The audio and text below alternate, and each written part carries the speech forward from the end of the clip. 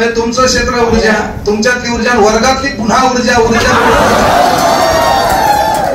वर्ग झाला की भस्म होत आहे. सर 1 वाजल्यापासून आम्ही सोबत आहे. तुमच्या काहीतरी त्या परीक्षा होत होत्या, त्याबद्दल आमची चर्चा झाली आणि चर्चेने एकत्र आलो. सरांनी सांगितलं की बाबा सर तिकडं कोणतं पाणी घालतात आपण पाहू. मला प्रश्न पडलाय, तुम्ही संभाजीनगर मध्ये एवढं काय केलंय, तुमच्या तिकडे कोणतं पाणी येतेच पाहायला. बाबा इथं शिक्षक आपल्याला एवढी मेहनत घेतात, या मेहनतीतून आपण म्हणजे महाराष्ट्रातली एकमेव संस्था आहे केंद्रीय इन्स्टिट्यूट, जिचा रिझल्ट या तुमच्या क्षेत्रामध्ये टॉप आहे. महाराष्ट्रातल्या कुठल्याही विभागात जेव्हा टॉपरची यादी झाली जाते, त्या यादीमध्ये पहिलं नाव केंद्रीय सरांच्या इन्स्टिट्यूटचं असते. हे क्षेत्र जी लोक पॅशन म्हणून मानतात, त्यात लोकांचं नाव मोठं होतंय. ही गोष्ट आवर्जून लक्षात घ्या.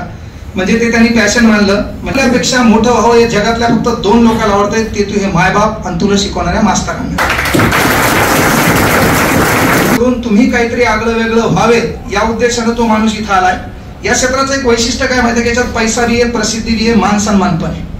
विठ्ठल रूपी सरचं नाव बी छान आहे, सहदेव, देवासोबत देव, सह म्हणजे सोबत, हे ना, ते नाव आहे.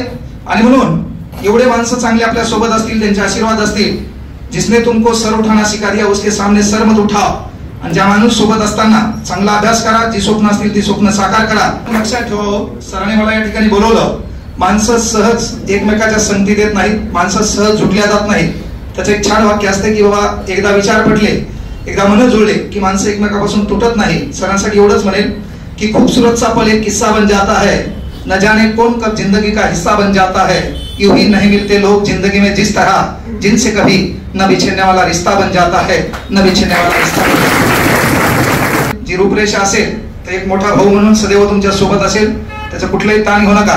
केवळ सोबत मनानं असेल, सोबत धनानं असेल, अंतनानं पण असेल.